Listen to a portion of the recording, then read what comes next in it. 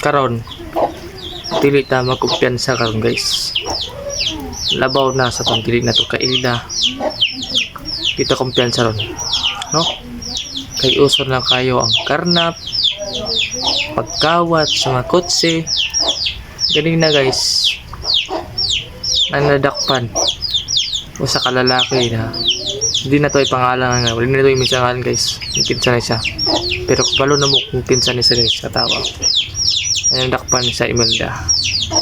Kulay yellow ang kotse, hindi karna pa tao. Karon nasa sa pulisya guys. Gidakop na siya at depreso na niya, no? So mga tagam sa mga taong mangingilig mga arna mo kotse. So kulay yellow sa guys nung kotse guys, pero grabe no, wasak talaga ang kotse guys. Wasak talaga. Hindi natin maintindihan guys kung nakita namin kanina sa picture yung kotse wala nang ligid, wala na,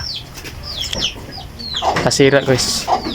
Sayang naman yung kotse nasira guys, bago pa naman yun, di ba? Ang buti sa kanya makulong siya habang buhay para wala na siya anong tawag dun, agrebyado ng mga tao, no?